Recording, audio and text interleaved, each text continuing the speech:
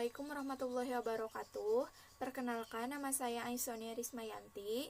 Di sini saya akan menjelaskan materi singkat mengenai peluang.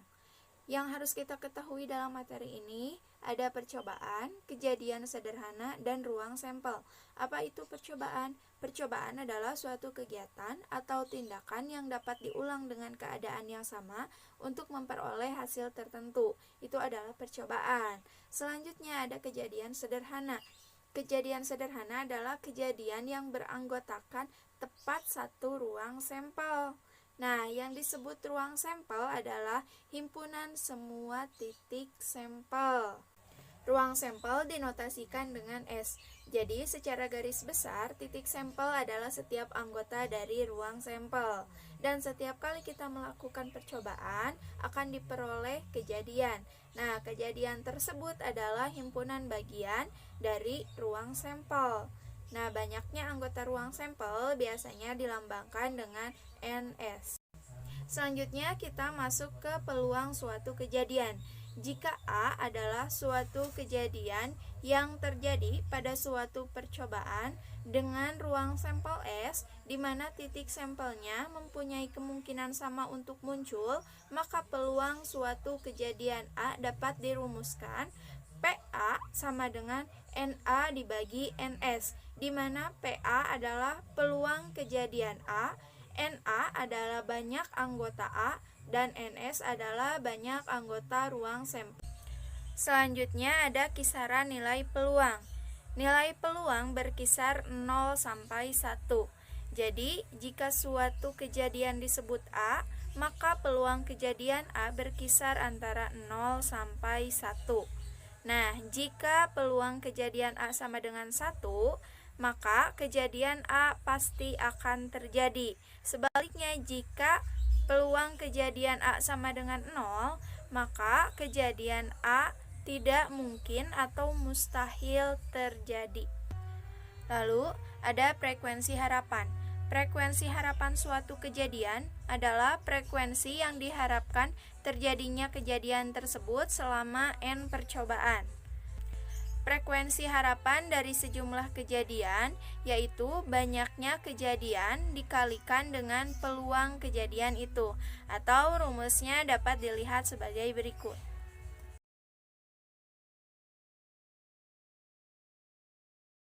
Selanjutnya ada komplement suatu kejadian. Misalkan A adalah suatu kejadian pada ruang sampel, sedangkan A komplement atau dapat dinotasikan AC adalah bukan kejadian A yang juga terdapat pada ruang sampel tersebut. Nah, hubungan antara kejadian A dan bukan kejadian A dapat dirumuskan sebagai berikut. Di mana peluang kejadian A tambah peluang kejadian A komplement sama dengan 1. Yang terakhir ada peluang kejadian majemuk.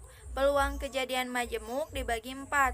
Yang pertama, peluang 2 kejadian tidak saling lepas. Yang kedua, peluang kejadian saling lepas. Yang ketiga, peluang kejadian saling bebas. Dan yang keempat, peluang kejadian tidak saling bebas atau bersyarat.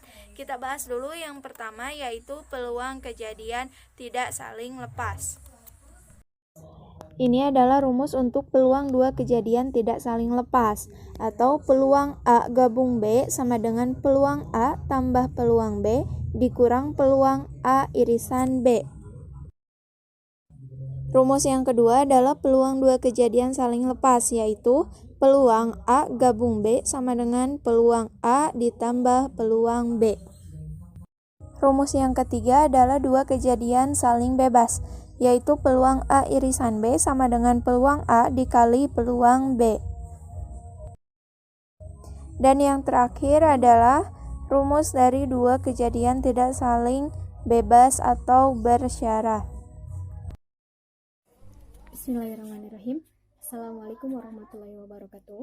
Perkenalkan, nama saya Irmayanti, saya dari kelompok tahap berapa? Saya di sini mendapatkan tugas, yaitu tugasnya angka baku atau data baku ya. Untuk yang pertama, pengertian data baku atau angka baku adalah nilai yang diperoleh dengan hasil selisih suatu nilai dengan nilai rata-ratanya dibandingkan dengan nilai simpangan bakunya, atau disebut Z. nilai standar yang menentukan apakah suatu nilai menjadi lebih baik atau lebih buruk. Selanjutnya yaitu fungsi angka baku, yang dimana angka baku ini berfungsi untuk mengetahui perbedaan suatu kejadian dibanding kebiasaannya. Untuk mengetahui bagaimana mengaplikasikan rumus tersebut, saya di sini sudah mempunyai contoh soalnya, yang dimana contoh soalnya adalah bisa kita lihat dari gambar sini. Angka baku atau data baku memiliki rumus yang dimana Z sama dengan dalam kurung XI min X per S, yang dimana Z adalah angka bakunya atau data bakunya, dan XI adalah nilai suatu data, dan X adalah rata-rata nilai itu, dan S adalah simpangannya. Untuk lebih lanjut, saya di sini sudah mempunyai contoh soal ya, bagaimana cara mengaplikasikan rumus tersebut. Contoh soalnya adalah sebagai berikut. Maaf ya, saya baca soalnya di buku, soalnya panjang soalnya. Contoh soalnya gini. Andi memperoleh nilai 80 untuk ulangan agama dengan rata-rata 70 dan simpangan bakunya adalah 8. Dalam mata pelajaran matematika, Andi mendapatkan nilai 90 dengan rata-rata 80 dan simpangan bakunya adalah 13. Dari data kedua ulangan tersebut, tampak bahwa nilai matematika Andi lebih besar daripada nilai agama. Tetapi perbandingan kedua nilai tersebut tidak dapat digunakan untuk menilai mana nilai Andi yang terbaik. Maka jawabannya diketahui ya. Yang pertama, nilai XI, nilai agama yang bernilai 80. Lalu X nilai rata-ratanya 70. S simpangan bakunya sama dengan 10. Untuk mengaplikasikannya tadi Z sama dengan X, sama dengan dalam kurung XI min X per S, yang dimana Z adalah data baku, 80 XI nilai agama tadi yang 80, kita masukkan X-nya 80, lalu min X, X ini nilai rata-ratanya 70 per tadi simpangannya 8. 80 min 70, 10 bagi 8 sama dengan 1,25. X nilai agama sama dengan 90, X nilai rata-rata 80, simpangannya atau baku sama dengan 13. Yang dimana Z sama dengan 90 min 80 per 13 sama dengan 0,77. Dari angka baku atau nilai standar yang diketahui dapat disimpulkan bahwa nilai agama Andi menyimpang sebesar 1,25 di atas nilai rata-rata nilai agama. Dan nilai matematika Andi menyimpang sebesar 0,77 di atas nilai rata-rata nilai matematika. Hal ini menunjukkan bahwa nilai agama Andi lebih baik daripada nilai matematikanya.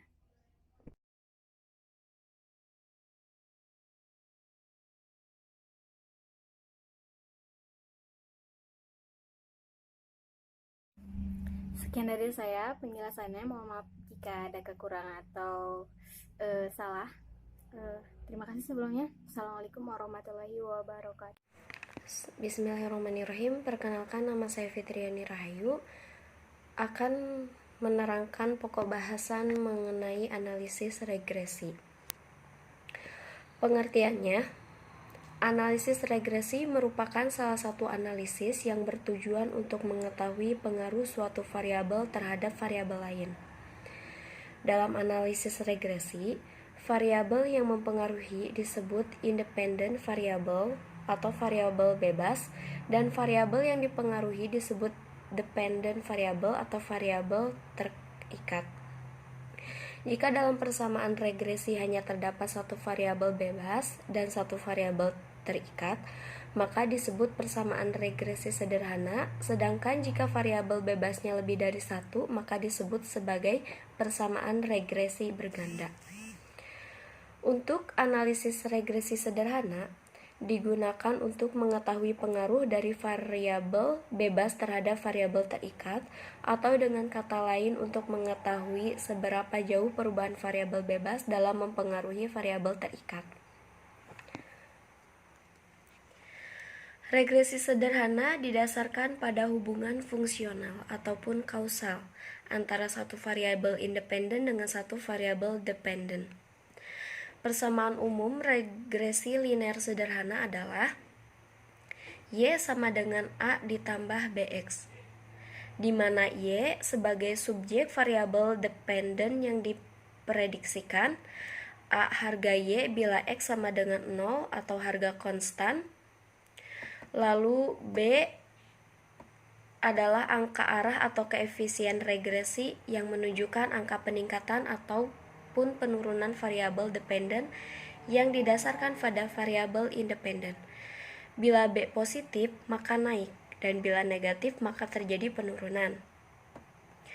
X sebagai subjek pada variabel independen yang mempunyai nilai tertentu secara teknis, harga B merupakan tangen dari perbandingan antara panjang garis variabel independen dengan variabel dependen setelah persamaan regresi ditemukan.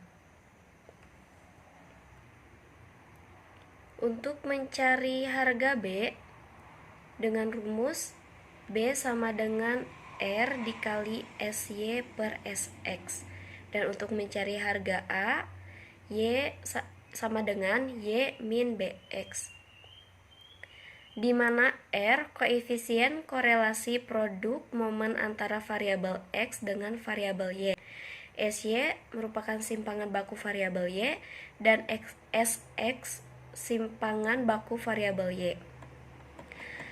Nah, jika harga B merupakan fungsi dari koefisien korelasi, bila koefisien korelasi tinggi, maka harga B juga besar. Sebaliknya, bila koefisien korelasi rendah, maka harga B juga rendah. Selain itu, bila koefisien korelasi negatif, maka harga B juga negatif, dan sebaliknya, bila koefisien korelasi positif, maka harga B juga positif.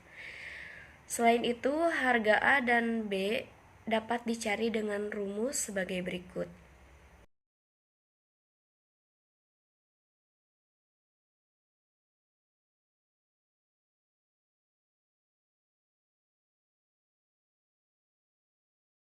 Bismillahirrahmanirrahim. Assalamualaikum warahmatullahi wabarakatuh. Perkenalkan, nama saya Hilma Restuani, kelas B1, Program Studi Pendidikan Matematika 2019. Pada kesempatan ini, saya akan coba memaparkan mengenai materi korelasi. Mari kita simak PowerPoint berikut ini. Nah, korelasi. Apa sih korelasi? Korelasi dalam statistik adalah hubungan antara dua variabel. Untuk memudahkan kita memahami tentang korelasi, saya ilustrasikan ke dalam beberapa gambar. Gambar pertama, ada dua individu yang saling menjauh. Dikatakan bahwa individu ini memiliki hubungan yang lemah, maka dapat dikatakan memiliki korelasi yang lemah. Kemudian gambar yang kedua, dua individu ini kelihatannya hubungannya sudah mulai membaik, maka dapat dikatakan pada gambar ini memiliki korelasi yang sedang, hubungannya sedang. Kemudian pada gambar yang ketiga, hubungan antara dua individu ini semakin kuat, maka dapat dikatakan pada gambar ini memiliki korelasi yang kuat. Kemudian setelah saya ilustrasikan dengan tiga gambar tadi, mungkin sedikit terbayang mengenai korelasi itu apa. Kita lanjut ke konsep dasar korelasi.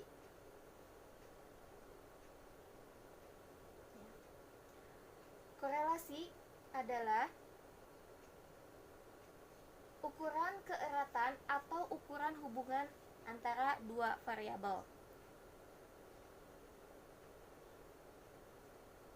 Dinotasikan dengan R atau koefisien dari korelasi itu, yang memiliki nilai interval koefisien relasi dan arah hubungannya. Nilai interval koefisien korelasi itu antara negatif 1 dan 1. Dan arah hubungan dari korelasi itu negatif dan positif. Kemudian berikutnya,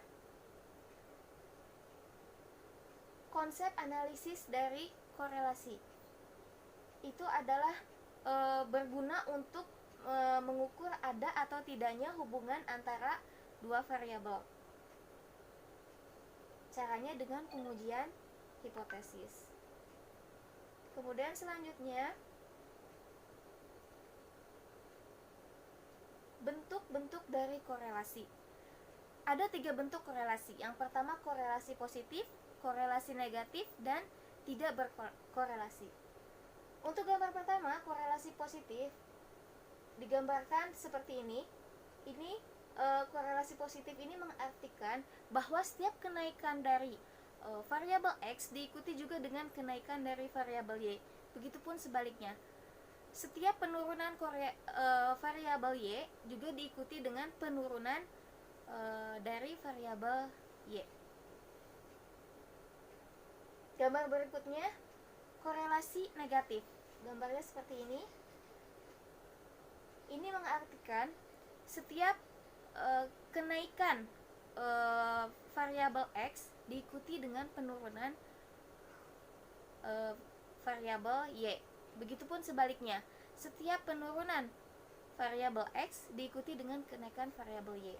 Kemudian gambar yang ketiga ada gambar tidak berkorelasi. Artinya, setiap kenaikan atau penurunan dari variabel X atau Y itu tidak ada hubungan antara keduanya. Tidak ada hubungan seperti yang positif atau negatif. Tidak berhubungan. Jadi, pada saat variabel X ini ada kenaikan, itu bisa diikuti dengan kenaikan dari variabel Y ataupun juga bisa diikuti dengan penurunan dari variabel Y dalam satu waktu. Kemudian berikutnya,